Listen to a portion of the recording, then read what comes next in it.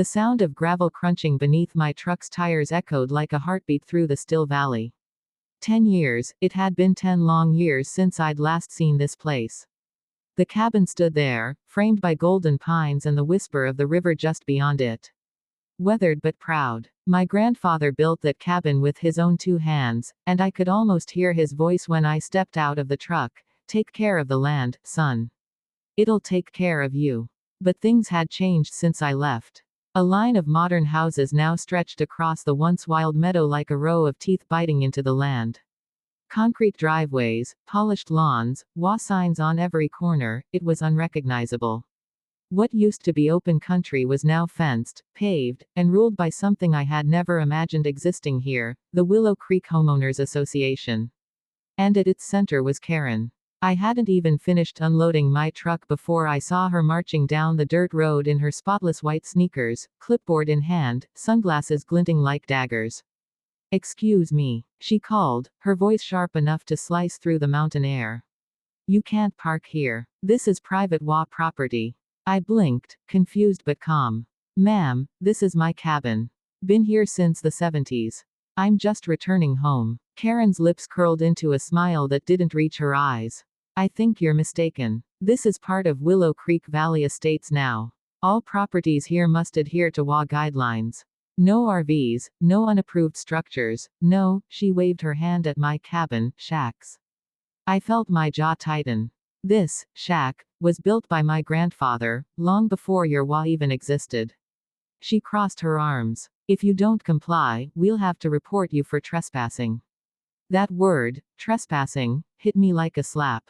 I'd grown up running barefoot along this river, fishing with my dad, planting pines on the ridge with my grandpa. And now someone was telling me I didn't belong. I smiled faintly. "All right. You do what you have to do." What Karen didn't know was that I'd already done my homework. Before coming back, I'd pulled the old land records. My family hadn't just owned the cabin, we owned the entire valley. The deed, untouched since 1952, covered every acre these houses sat on. Somehow, over the years, developers had leased parcels without realizing they never bought the mineral or land rights outright. The HOA was built on my land. Still, I didn't want a fight. I wanted peace. For the next few days, I tried to settle quietly, fixing the porch, mending the dock, sipping coffee by the river like old times. But Karen wasn't done. Every morning she'd appear, documenting violations. Smoke from my chimney. Unauthorized wood burning. The sound of my dog barking.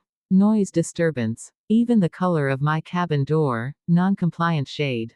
It was harassment disguised as policy. On the 4th day, I found a notice nailed to my gate. "Final warning, HOA will pursue legal action." I laughed, softly, bitterly.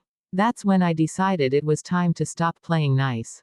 The next week, I scheduled a meeting. I sent formal letters to every homeowner in Willow Creek Valley Estates, inviting them to a land ownership clarification session. Most ignored it, but Karen and the HOA board showed up, smug and confident, ready to gloat. We met in the community hall they'd built right near the river, ironically, on the very plot where my grandfather once taught me to skip stones. Karen began before I even sat down. "Mr. Hayes, we've reviewed your presence here and determined your cabin violates multiple HOA ordinances. You'll need to vacate within 30 days. I opened my folder and slid a stack of papers across the table. "Funny you mention ordinances. Because according to these records, you're all living on land that belongs to me." The room went still. One of the board members laughed nervously, thinking I was bluffing. But then I produced the original deed, complete with county stamps, signatures, and an unbroken chain of title tracing back to my grandfather. Karen's face drained of color as she read the words, "Owner, the Hayes Family Trust. Parcel coverage, entire Willow Creek Valley." I leaned back. "Technically, every one of your homes is on leased land. The lease was never renewed. Which means, legally, your HOA has no authority here." Silence. Pure, heavy silence. Then came the stammering. That can't be right. We pay taxes. On structures," I said calmly. "Not the land. You've been paying property taxes on improvements, not on ownership. The land is still mine." Karen's voice cracked. What are you saying? You can't just take it back. I looked around the room.